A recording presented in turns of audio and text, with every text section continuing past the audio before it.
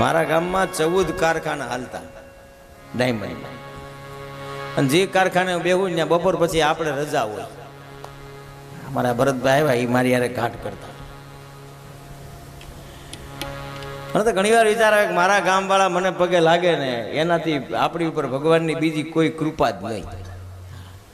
તો જોજો તમે, ગામની બહાર તમારું બહુ માન હોય, પણ ગામવાળા તમને ઓળખતા હોય ને પહેલેથી, એ ભાઈ ખબર છે કોણ દીપકી, અમને ખબર છે. હું તો ઘણી વાર બજારમાં નીકળું ને તો બધા નાના મોટા માણસો દાદા જેરી, દાદા જેરી, દાદા જેરી, અને હું બધાને જેરી કરતા કરતા એક જ મનમાં વિચાર કરતો થાવ, ભગવાન આ જય હરિ તારા નામનો છે. ઇન્સાન એનો એ હોય છે વાલા, ભગવાનની કૃપા થાય ત્યારે બધું થાય છે. સુરત એક કારખાને હું ડાયમંડમાં ગયો 1994માં, પ્લેગ આવ્યો ત્યારે. પછી ભાઈ નુકસાની ગઈ શેઠને. શેઠ મને કે નુકસાની ભરવી પડે તમારે. મેં કીધું હું નુકસાની ભરું તમને? આપણે આગળ નુકસાની ભરવાનું કાંઈ છે નહીં. કહી તમને ક્યાંક કામ કરો, શ્રાવણ મહિનો છે ને, આખો મહિનો તમે મારા મંદિરની પૂજા કરો. સુરતમાં સવાણી એરિયા છે, 51 નંબરનો એ શેડ હતો, એમાં હું બેસતો હતો. પણ યાદ છે, યાદ જ હોય ને, આપણે ક્યાં કઈ કોઈ ઓલા મોટા માણસ થઈ ગયા છે એનો યાદ. જે આખો મહિનો મેં મારા જીવનમાં એક જ વખત શ્રાવણ મહિનામાં ચાંદલા કર્યા છે, અને ઈ ઓલી નુકસાની ભરવા માટે. આખો મહિનો પૂજા કરીને કર્યું. પછી છેલ્લે દિવસે મને કહ્યું, મને કે તમે તો બ્રાહ્મણ છો, તમારું મારે લેવાય નહીં. બહુ સારા શેઠ હતા, તમે પૂજા કરી.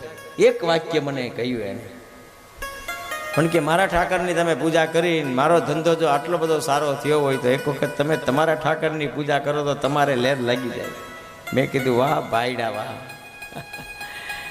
એ જોડીને દંડો આપ્યો એને, આપણે ઘાટનો કારીગર હતો હું. એટલે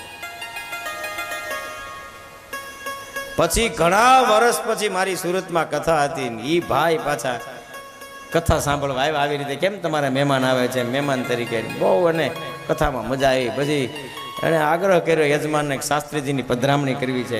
એ બધું પધરામણી મેં કરી. એ કે આપણે કારખાને પધરામણી કરશું. કરીએ બે.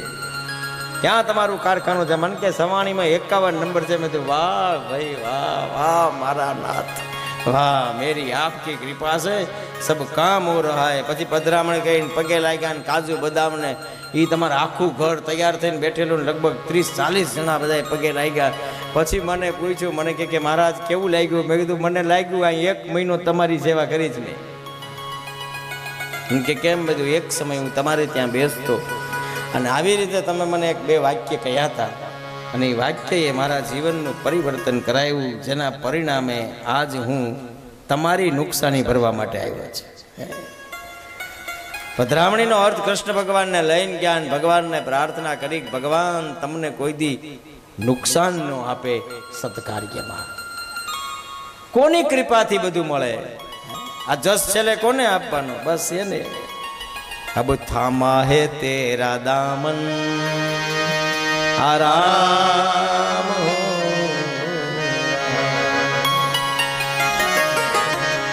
જે કાંઈ સારું હોય એ ઈશ્વરની કૃપામાંથી મળે છે. જીવનમાં કદાચ કાંઈક ખરાબ થાય ને તો એમાં ઈશ્વરનો હાથ જ હોય છે. એમાં ભગવાન આપણને મજબૂત બનાવે.